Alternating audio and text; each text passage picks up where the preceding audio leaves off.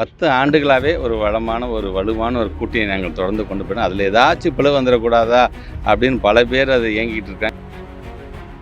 இது போன்ற ஆற்று பகுதியாக இருந்தாலும் சரி, அல்லது கிராம பகுதியை சார்ந்திருக்கின்ற பகுதிகளிலும் இது போன்ற மீன் குஞ்சு கந்த வளத்தை பேணி காக்கின்ற ஒரு மிகப்பெரிய பொறுப்பு என்பது நம்மிடம் இருக்கின்றது.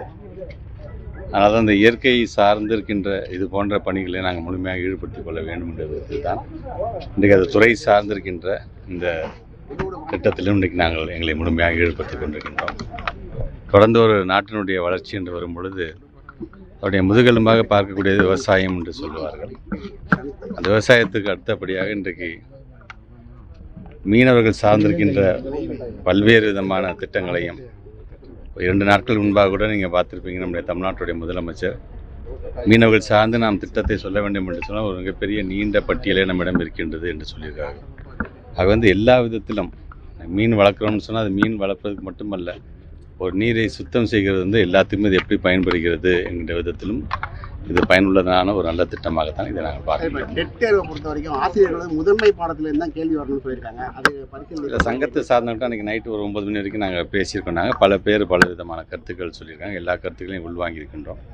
அந்த கூட்டத்தை முடிஞ்ச அடுத்த நாள் காலம்பரை நம்ம என்ன அந்த கூட்டம் நடைபெறுகிறது, நீண்ட நேரம் இரவு முழுவதும் நடைபெறுகிறது என்பதை தெரிந்து கொண்டு முதலமைச்சர் அது சார்ந்திருக்கின்ற கருத்துக்கள் என்ன சொல்லியிருக்காங்க உடனடியாக நாள் காலம்பரை நீ பார்க்க வேண்டும் என்று சொல்லியிருந்தார்கள். உடனடியாக நானும் நம்முடைய நாடாளுமன்ற உறுப்பினர் மூத்த வழக்கறிஞர் வில்சன் அவர்களும், ஏன்னா ரிவ்யூ பெட்டிஷன் மூலமாக அவர் தான் எல்லாமே ஃபாலோ பண்ணிகிட்ருக்காரு. அவர் மூலமாக நேரடியாக போய் தமிழ்நாட்டு முதலமைச்சர் சந்தித்து நம்முடைய சங்கத்தை சார்ந்த கிட்டத்தட்ட 70 சங்கத்தை சார்ந்திருக்கின்றவர்கள் தொடக்கப்பள்ளியிலேருந்து பட்டதாரி சங்கத்திலேருந்து எல்லாருமே ஒரு கருத்துக்களை சொல்லியிருக்காங்க. அந்த கருத்துக்களின் அடிப்படையில் அதுக்கான அவங்க கொடுத்த அந்த மனுக்களையும் நம்முடைய தமிழ்நாட்டு முதலமைச்சர் கொடுத்தார். அப்போ நீங்கள் சொன்ன மாதிரியான சில கருத்துக்கெல்லாம் இருக்கின்றது. அது ஆர்டி ஆக்டில் இருக்கக்கூடிய செக்ஷன் 23 எப்படி நம்ம திருத்தலாம், என்சிடியில் இருக்கின்ற செக்ஷன் 9 அந்தந்த மாநிலம் சார்ந்து மார்க்ஸ் ரிலாக்ஸேஷன் எப்படி பண்ணிக்கலாங்கிற முதற்கொண்டு பலவிதமான கருத்துக்களை நாங்கள் உள்வாங்கியிருக்கின்றோம். அதில் நீங்கள் சொன்ன மாதிரி சப்ஜெக்ட் வைஸுங்கும்போது ஒரு டீச்சருக்கு மட்டும் பயனுள்ள சப்ஜெக்ட் வைஸும் பயனுள்ள வகையில் இல்லாமல் அதை கொஞ்சம் ப்ராப்பராக எங்களுக்கான அந்த கரிக்குலம் ஃப்ரேம் ஒர்க்கு முன்னாடியே எஸ்சிஆர்டி மூலமாக சிலபஸ் எங்களுக்கு தெரிஞ்சால் கூட இன்னும் எங்களுக்கு பயனுள்ளதாக இருக்கும் என்று பல்வேறு கருத்துக்களை எங்கள்கிட்ட சொல்லியிருக்காங்க.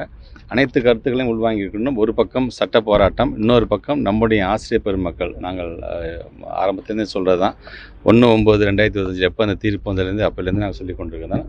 ஒரு ஆசிரியர் கூட விட்டு விடாமல், ஒரு ஆசிரியர் கூட பாதிப்புக்கு உள்ளாகாமல் அனைவரையும் உள்வாங்கிக் கொள்வதற்கான என்னென்ன பணிகளை எங்களால் செய்ய முடியுமோ அது செய்வோம் என்பதை நாங்கள் சொல்லியிருக்கோம். தமிழ்நாட்டு முதலமைச்சர் அது சார்ந்தே உங்களுடைய பணிகள் இருந்திட வேண்டும் என்று சொல்லியிருக்கார். அடுத்தடுத்து தமிழ்நாட்டு முதலமைச்சர்களுக்கு என்ன ஆலோசனை வழங்குகிறார்கள், ஏன்னா கிட்டத்தட்ட 69க்கும் மேற்பட்டுகின்ற பெட்டிஷன்ஸ், ரிவ்யூ பெட்டிஷன்ஸ் நம்ம தாக்கல் செஞ்சுருக்காங்க இந்தியா முழுவதும் என்று சொல்லும் பொழுது இன்னும் ஒரு ஹியரிங் கூட அதுக்கான டேட் கொடுக்காமல் இருக்கிறார்கள். நாங்கள் அதுக்காக தான் காத்துக்கணும். அது வரும் பொழுது ஆணித்தரமாக விவாதங்கள் எடுத்து வைப்பதற்காகத்தான் ஆசிரியர்களிடமிருந்தே அரசு சங்கத்திடமிருந்தே பல்வேறு கருத்துக்களை வாங்கி எந்தெந்த மாதிரியான பாயிண்ட்ஸ்லாம் நம்ம நீதிமன்றத்தில் விவாதிக்கலாம், நீங்களும் உங்களோட கருத்துக்களை சொல்லுங்கள் என்று அதை வாங்கியிருக்கிறோம்.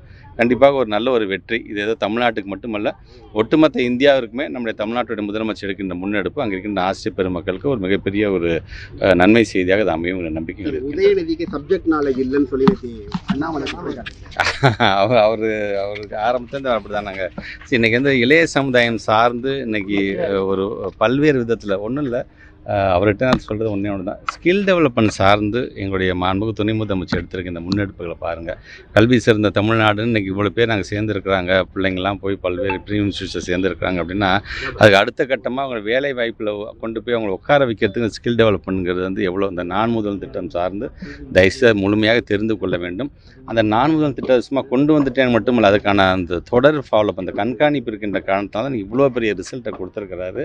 எல்லாருமே எல்லாம் தெரிஞ்சுக்கிட்டு அரசியலுக்கு வர்றது கிடையாது. சில பேர் கற்றுக்கிறாங்க. பீயிங் ஸ்கூல் எஜுகேஷன் முடிச்சிட்டாக்க உங்களை போன்று தான் எனக்கும் அனுபவம், பள்ளிக்கூடத்துக்கு போனேன் வந்தேன்னு தான் இருந்துச்சு. பட் ஸ்கூல் எஜுகேஷன் முடிச்சா நாங்கள் கற்றுக்குறோம். நாங்கள் நிறையா சாதிக்க வேண்டும் என்று ஆசைப்படுகின்ற ஒரு இளைய சமுதாயத்தை இன்னொரு இளைஞரே அப்படி சொல்வது என்பது உள்ளபடியாக அது வருத்தம் அளிக்கிறதா இருக்கின்ற. பேர் கூட்டணி இருந்தாலும் எங்களுடைய கூட்டணி தான் பலமான கூட்டணி. காக்கா கிலோவா 10 பேர் இருக்கிறத விட 5 கிலோவா நாங்கள் 2 இல்லை, அரசியல் சார்ந்து இப்போ என்ன இன்னும் ஒரு 4 மாதத்தில் நமக்கு தேர்தல் இருக்கக்கூடியது. நான் ஆரம்பத்துலேயும் சொன்ன மாதிரி தான் 10 பேராக மட்டுமல்ல, 10 ஆண்டுகளாகவே ஒரு வளமான ஒரு வலுவான ஒரு கூட்டணியை நாங்கள் தொடர்ந்து கொண்டு போயிடும். அதில் ஏதாச்சும் பிளவு வந்துடக்கூடாதா அப்படின்னு பல பேர் அதை இயங்கிட்டு இருக்காங்க. அதற்கான வழிவகை எங்களை தமிழ்நாட்டு முதலமைச்சர் விடமாட்டார் என்பதை என்னோட கருத்து. செய்திகளை உடனுக்குடன் தெரிந்து கொள்ள கீழ்க்கண்ட கேபிள் மற்றும் டிடிஹெச் நெட்வொர்க்குகளில் எம்நாடு செய்தி தொலைக்காட்சியை காணுங்கள். பாதகம் செய்பவரை கண்டால் நாம் பயம் கொள்ளலாகாது பாப்பா. மோதி மிதித்துவிடு பாப்பா, அவர் முகத்தில் உமிழ்ந்துவிடு பாப்பா. அண்மை செய்திகளை உடனுக்குடன் தெரிந்து கொள்ள இணைந்திருங்கள் எம்நாடு தொலைக்காட்சியுடன்.